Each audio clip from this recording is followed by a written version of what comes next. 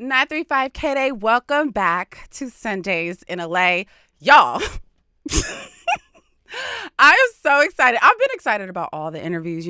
Thank you for everybody that has come by. But today is something so special. We're about to end Women's History Month with none other than Faith Evans. Woo, woo, woo. Y'all, I'm fangirling right now. Happy Women's History Month. Happy Women's History Month.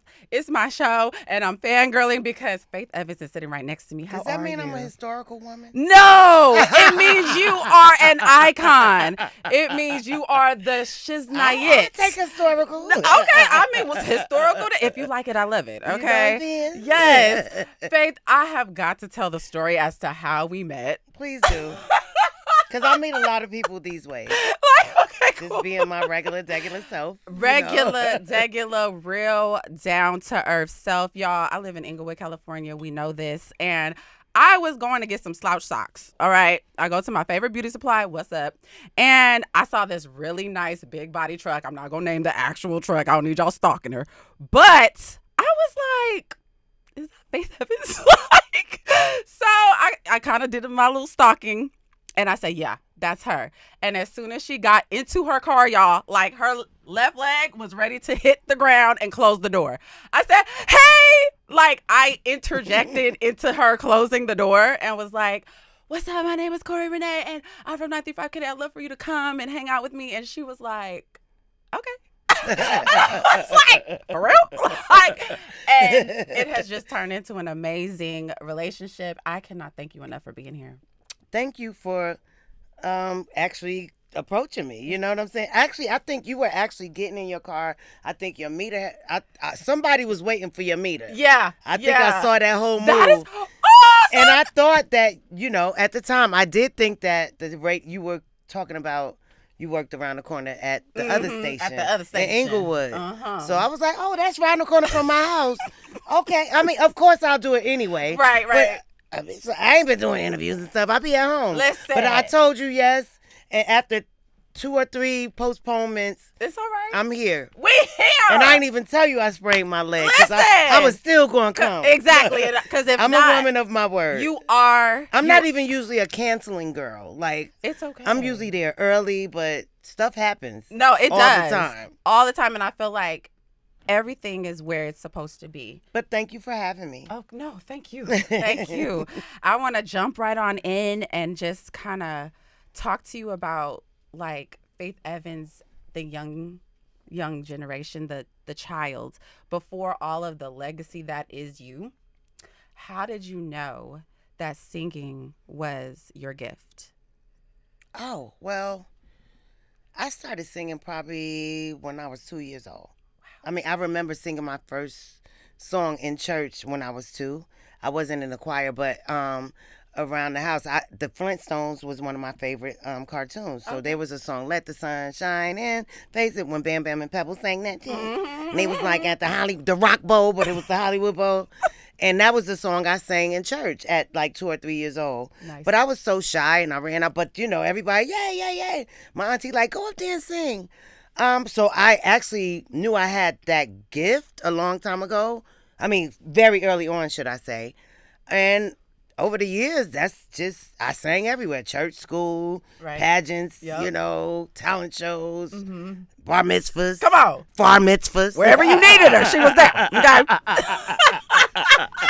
Weddings, funerals. What you need, I got you. Okay. I mean, that was always, I knew I had that gift, but growing up, I also was very academically inclined. So I went to schools that were in the hood that had this program for, smart kids. Exactly. You know what I'm saying? Magnet, gifted program. Right. Mm-hmm. But even through all that, I always sang. Like, I was in classical chorus. I was in jazz band. I was, I sang every genre growing up. So I never thought that it was real that I would be that wasn't my plan. Like, okay. I want to be a recording artist. I wanted to make money singing. You just answered my question. Feel me? I was like, what? No, I didn't know that. Was this always your dream? Like, that was far-fetched. Like, that would be nice. But that wasn't my plan. Right. Like, when all this happened for me, when it finally did come to fruition, it wasn't because I had a deck or a photos. And I was looking like a church girl, which I was. Right, right.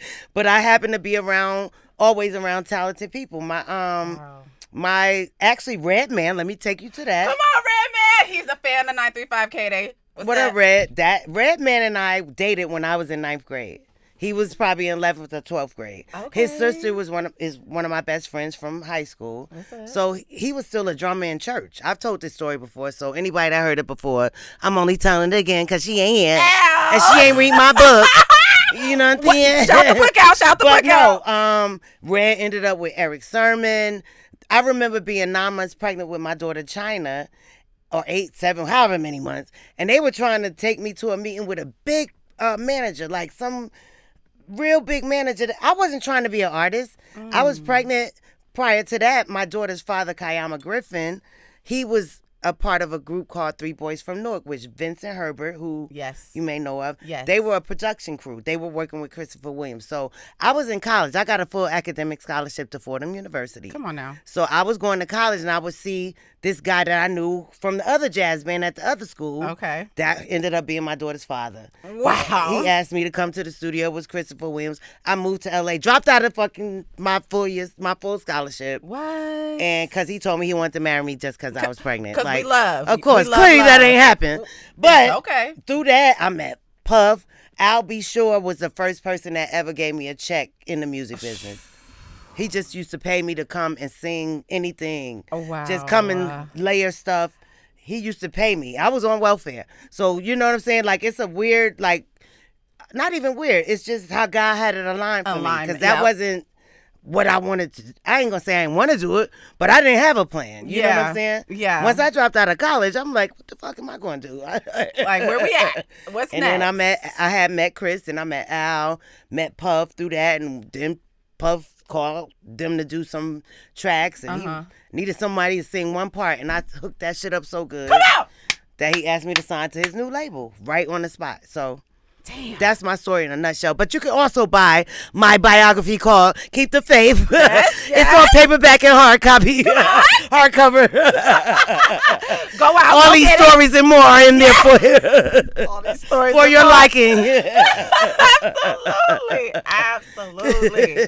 We about to get into your catalog, okay? Since we're talking about the greatness that is Faith Evans. Oh, thanks. No. Yes, thank you. Okay. That's so cool. As soon as I get home, one of my personal favorites, I just love, like, R&B is me. Like, 935 K-Day, classic hip-hop station, your Jay-Z's, your Snoop Dogg's, all of those great things. But my heart is with R&B. So as soon as I get home, is like everything for me. And I was just interested to know, since I have Faith Evans in front of me, and that's not often that it happens, how was that process? What was, like, the most memorable moment for you? With that song? With that song. Okay, let me move my good leg up so I can sit like this. Okay, I would want to do that. We're getting getting comfortable, guys. Okay. Yes, please do. Okay. Well, Chucky Thompson, rest in peace. Oh my God, my musical soulmate. Chucky was I told him I wanted him to do my first album. Like when I first met him when we were working on Mary's My Life. I came in the studio and he was playing some da da da. He was just playing chords. And I told him to keep repeating those chords. And I'm going to make a hook out of it. I said go ba ba ba and then go back da da da. Because I can play in my head. Like I know theory. I can read and write music. But I just can't sit down. I'm going to look at it and real slowly. I'm not an accompanist. You know what I mean? Gotcha. But when I took piano, the theory stuck with me. So I know stuff. You know, I know. Yeah. I'm a musician. Yes. I am a musician. That's where the gift comes Any from. musician I've worked with will tell you that. Right. But I told Chucky, play that and then go backwards and I'm going to make a hook out of it. And that's how it came about. I used to make stuff, you know, off the top of my head back then. That don't happen no more, but listen, you know what I'm saying? You've done just more like, than play that enough. and I'm going to just make some shit up. And I'm going to put some stacks and it's going to sound good. Of course. Because can't nobody do it like that. It was like, Chucky was like, damn, Joe, with his DC thing. Damn, Joe, that shit is hard, Joe. That's how he sounds. I was like, just play it once that way and play it backwards once and repeat it. And I'm going to make a hook. That part. And I did. And you killed it. And it said, don't let that get home. Oh my gosh, yes. As soon as I get home, and many, many more have just been a part and imprinted in my upbringing, and then we're trucking along. Faith Evans is being Faith Evans. Hits on hits. Come on. Ding, ding. Where we going with it? We going with Love Like This. Okay? And we switch gears from the ballad, the, hair blown in the wind, soliloquy type looks. Soliloquy. Come on. Come on, good words. Come on, I'm trying, okay? And we get into a whole different That's the second album. Yes, the second album. And it's bright colors. We on skates. That's so funny that reflected all that. But keep going. Yes, like for me, just with the process as far as the music video process, what was the biggest transition for you between Love Like This and a music video like As Soon As I Get Home? A transition? Well, the transition was more in my life. I didn't even want to record during the time after Big passed. I didn't want to be on a label. I didn't want to go in the studio. I was in a great place. So the people that are my faithfuls, and even some that have become my friends that tell me the song that they love this album, it's their favorite. I'm like, girl, I was in such a great place. Wow. But at the same time, I was falling in love with my second husband. Gotcha. So some songs reflected that. You know what I'm saying? But yeah, it's like, okay, that was great marketing. Come on! Good video budget. And I ain't never have a real big one, but I'm saying you made it was look bigger like than you the first did. album. Listen. Because I was in a dark place during the recording. I didn't want to record anything. But I didn't even record at Daddy's house during my second album. Not to, even that's in my book too. So I ain't going to talk about it. Okay. Read my book. Go pick it up. But buy my record first.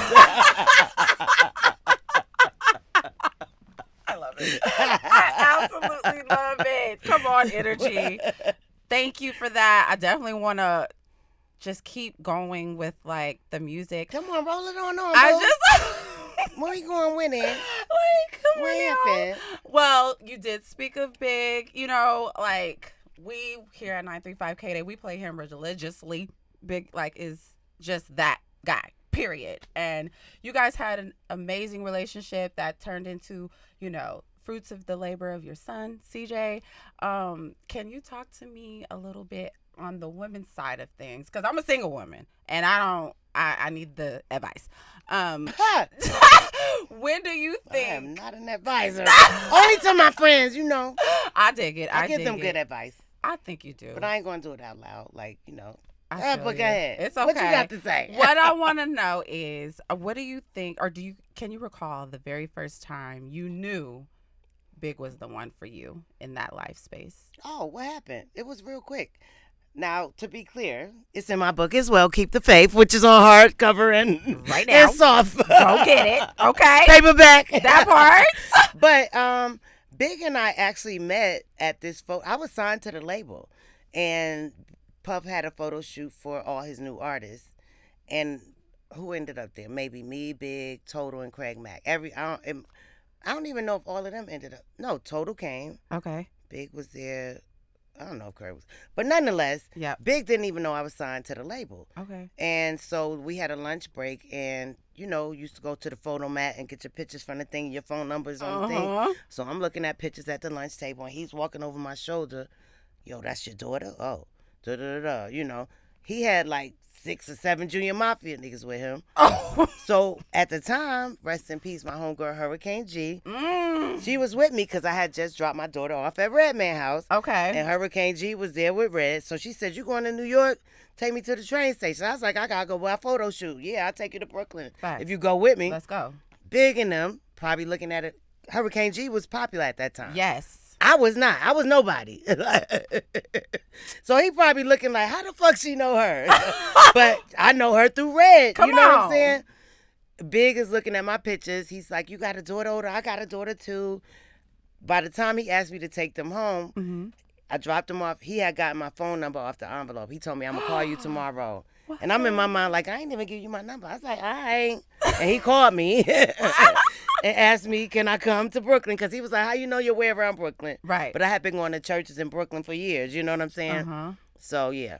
Wow. That's how we kind of got together. It wasn't because of a record deal or none of that. Gotcha. It's because I had a car and he didn't.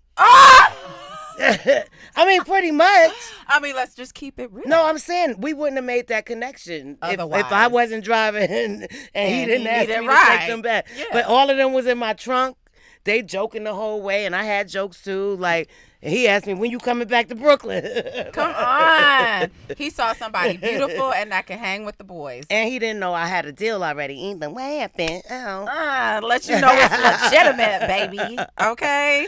Absolutely. Do you think, I think you would know this, if Big was still with us, who do you think he would be wanting to work with now?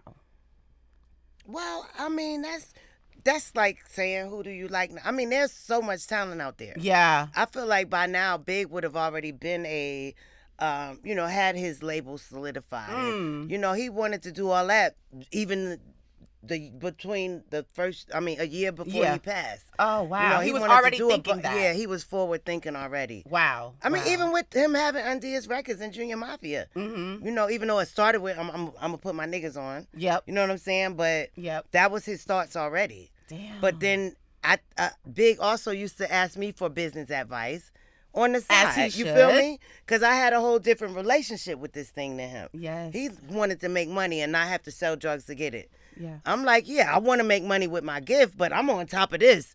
I'm on top of my pub. I know how to fill this out. You know what I mean? I didn't have a manager when I got a deal. No, I did not. Wow. Wow. I did not. And just made it look so effortless. I don't know what it looked like, but I'm saying that wasn't my walk. So when people ask for advice, I'm like, it didn't happen for me the same way. Yeah. I didn't have a demo. I wasn't on the prowl like, please sign me. Not saying that's a bad thing. No. But that's not how it happened for me. It was just different. So I can't tell you to do it this way and it's going to happen like that for you. Yeah. Like, even my children, my daughter's amazing. Yeah. Producer, writer, singer, engineer, all of that. China. But it's a different time and it may not happen the same way. Yeah. But I know you don't have to have that for it to happen. Fact. Because I didn't have that when it happened. You're you know my what I'm saying? testament. Like, what do you need a manager for if you don't got nothing to manage, Chinese? What are you managing? Let's keep the ducks in a row. Is it really out of control like that? let's get everything in order. Absolutely. And I can attest to the journey. Like my whole journey, all of this is it's unconventional. God, honey. Come on. It's not, it God wasn't handed to me. It wasn't somebody to say, you know what, I think, Miss Corey Renee, let's go. It was me just making sure I was available. It was me making sure that everybody knew I was a resource and that I was hungry and I just wanted to grow. And because of that, slowly but surely, thank you to everyone here at 935 K-Day, wanted to just see me win at one point. And here we are. And here you are. Good and I for cannot thank you. I can't thank you enough. Thank you. Thank you so much. So we were talking about your family, China, she's amazing. CJ, like everybody, Ryder, you know what I'm saying? Joshua, how do you balance being an amazing mom as well as an amazing everything else as it relates to the culture of R&B and hip hop? I've never had to balance it because my kids always come first. I mean, when I got into the industry, I had China.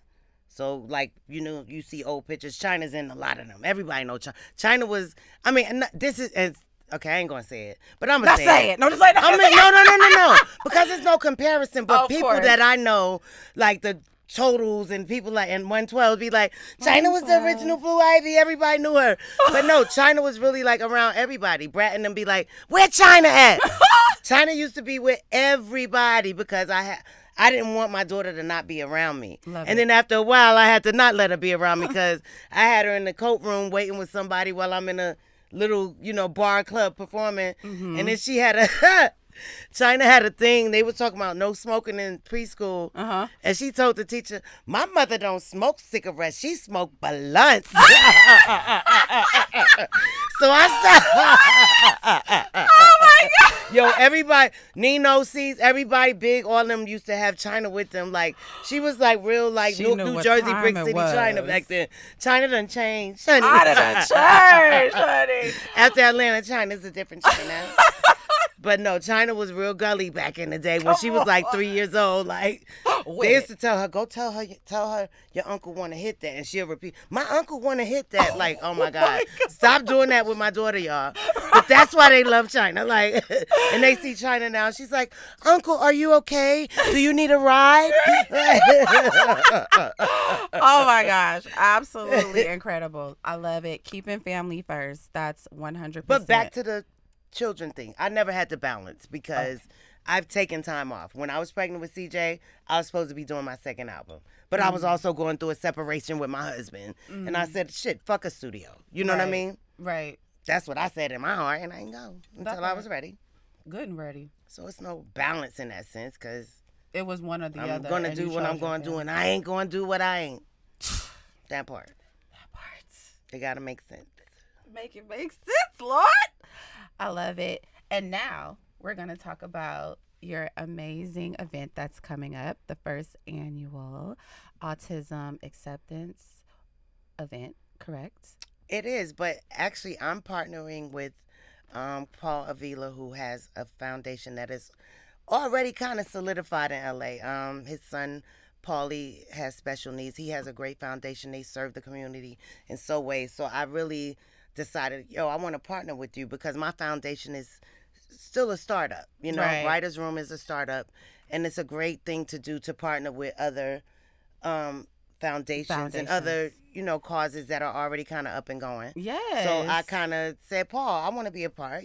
Put my name on it, put my logo. I'm gonna come through. Yes, come on, I'm gonna tell my fans. Yes. I might sing a song. You know what I'm Yes. saying? Yes. I think Paul is He here. is here. Right? I brought Paul. Paul. Are you here? And he Come can on tell over. you more about Paulie's Yes, project. come on over. Talk to us a little bit about Paulie's project. I as scoot well. over to the right. No.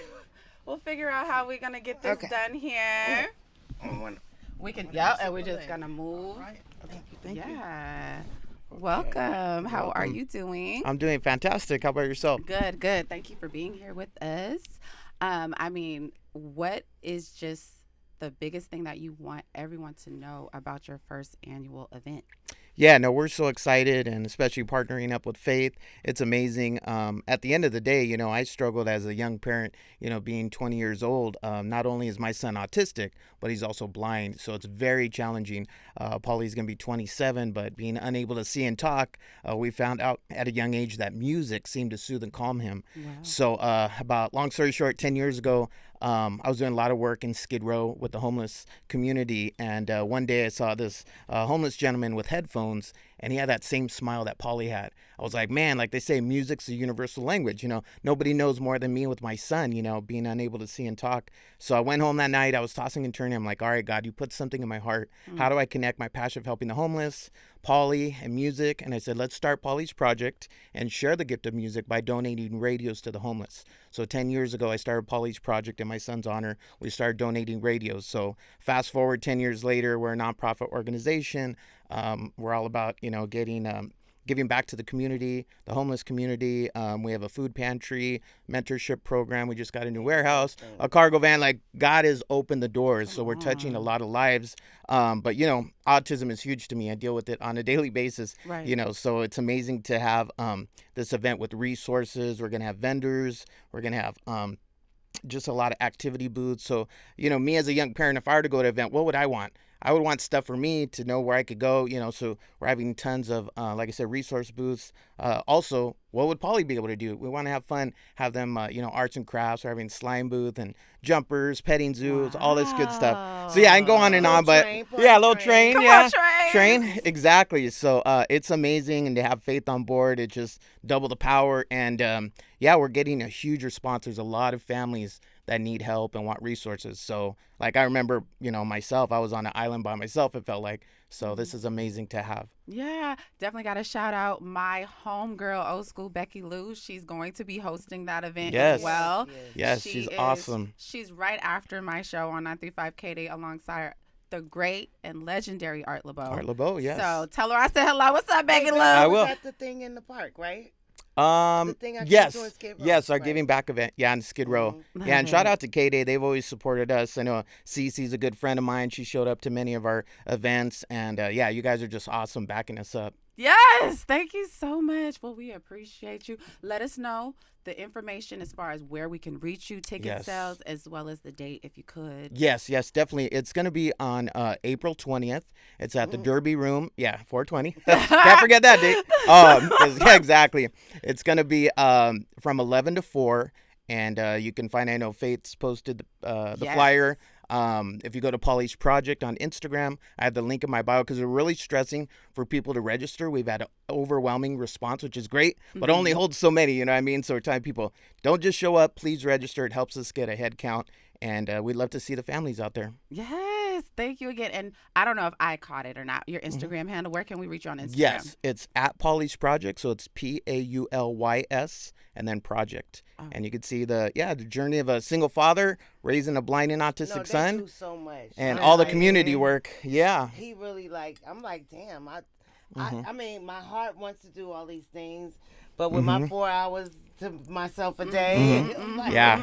let Yeah. me partner with you first and figure it out. And Yes. see Exactly. how I can do it. Exactly. Absolutely. Exactly. No, I try to inspire people. It's like whatever we're going through in our own lives with our challenges. You know, I'm up at 2 o'clock in the morning changing Paulie's diapers and feeding and bathing him. Like I said, he's gonna be 27. We're also gonna celebrate his birthday at the event. We're gonna have a cake for him. His birthday is a few days before, so we're gonna celebrate it. But yeah, I want other parents to know you're not by yourself. You're not alone. Can you please talk about the things you do on a regular, like in the community for people that Sure, sure. Yeah, I know it's always hard to say like pantry, you do Polly's your Project in a giveaways, nutshell you because do we a do bunch of so stuff. much. We help It thousands sounds of people. amazing. But yeah, the first and third Sunday of the month, we're always looking for volunteers.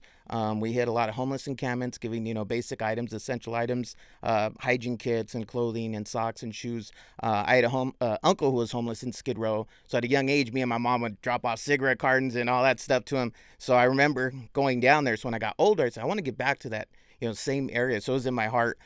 We also have a food distribution we do every Saturday. We hooked up with Walmart, Sprouts, and Bristol Farms. Amazing. So yeah, we feed about over 100 families, and we're looking to get a new property to open. We're gonna call it Paulie's Pantry, which is like a food bank to a local city. And yeah, we're just constantly every week. We're all about giving back, and I have the passion because I know my son, again, being unable to see and talk, and he's not going to be able to drive a car and have kids and play sports and all that. So it's so deep embedded in my heart that this is what I can do to put my son on the map. And I get all emotional, but I do it in honor of Paulie, That part. Yeah. That part. Yeah. Well, thank you. Thank you for No, being here. thank you for you. sharing your resources with Faith so that she can come together and make it even more Yes. of a way for us all to have awareness for Definitely. this amazing event. And I thank you guys so much for being here and spreading the word. Last thing, for people that aren't aware, what is autism? Yeah, I know. People always have I always screw up with the exact definition, but it's like obviously we know it comes a lot of it's like a neurological and it comes in a spectrum, like they say, some are higher functioning, lower functioning. With Polly it's always hard because at a young age, again, I'd go to the autism parents groups and they said, even though our sons are nonverbal, have them point. And I'm like, no, you don't get it. So I'm like, let me go to the blind parents groups. I go to the blind parents groups. Don't worry, our sons can't see, but have them verbally say, I'm like, no, Polly's blind too. So both groups are like, how do you do it? It's normally one or the other. So, it's challenging. There are resources out there. But yeah, I think, again, I don't just deal with the autism part, I deal with the blindness. So it's kind of a double whammy. But, you're not alone out there. And that's why we're having events like this, that there's help for everybody. And if I may interject, Judge, I don't know that even the what they have as a clinical definition of it is really clear and Yeah. accurate. You know what I mean? Exactly. It's still being figured out. Okay, Yeah, so we're yeah. still You in know the what I'm saying? process Yeah. of learning And I what can't. it I'm not is. saying this. Oh, I'm a doc, but Yeah. we're living it. So Yeah. the That part. definition It's- you read may yeah. not really Yeah. specifically fit your child. It's, Yeah. That's Right. why it is a spectrum. Yeah, it's Okay. it's not so black and white. People are like, what Right, is it's autism? not. I'm like, It's not. every child's different, and it's Yeah. it's really it's not in a box. It's It's as you know, everywhere. Ryder's different than Paulie, and Exactly. yeah, Right, we it's do different face a from lot of the same Georgie, things as but far it's as like the just meltdowns. different. For us, Right, going right. through 17 to 22 with Paulie, hormones raging, testosterone, his frustration of being unable to see and talk led to meltdown. So hitting himself, punching himself. We'd call 911 all the time. And I think, like, how do you tell a young man your body's changing? I knew what Right. was going on, but again, he's never said a word in his life. So he would resort to pounding his head and pinching himself, biting. I mean, everything. So Wow. the ambulance are always at our house. It was a rough time. But now he's going to be 27. I feel like we're over the hump. Hormones have calmed down, and we just Yeah. take it one day at a time. Amen. I Thank you. just say thank you guys so much for sharing this information because you guys collectively are blessing so many more when this Yes. event is going to take place.